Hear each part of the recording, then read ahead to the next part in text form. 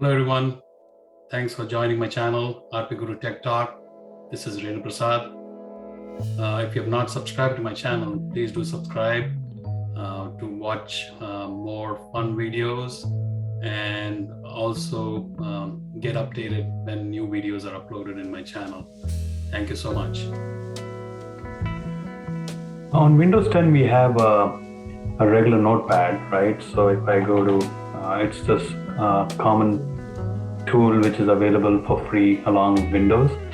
But if you see, this particular editor doesn't have all the features you need. Like let's say you want to use the Notepad to edit format HTML, format text.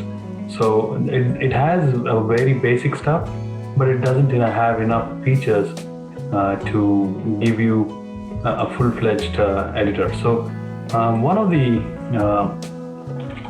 free text editors I found is Notepad++. So search for Notepad++ and go to download, and it has multiple versions. I would take the first one, which is the latest one. Before that, this is a free software, a free editor available to you. There are different versions. I'm going to use the 64-bit, which is my Windows 10 version. So I'm going to click on that. So it's downloaded. It's a small file, so it's pretty quick. I'm going to open it and run it, and keep hitting next. Pretty much follow the steps. You don't have to do any changes. It's by default set the changes you want. So just keep hitting next. And I want to create a shortcut on my desktop. You don't have to check this box. So install.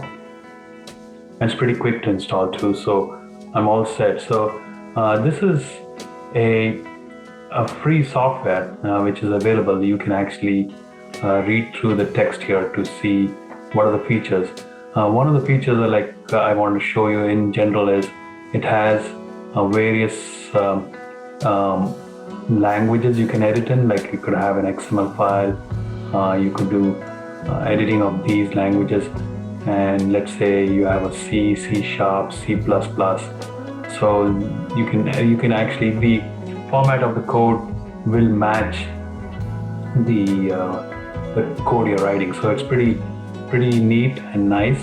So if you see, there are different languages it supports. If some of the things which are not supported here, we can actually go to the plugin admin, and you can actually install some of the features you want.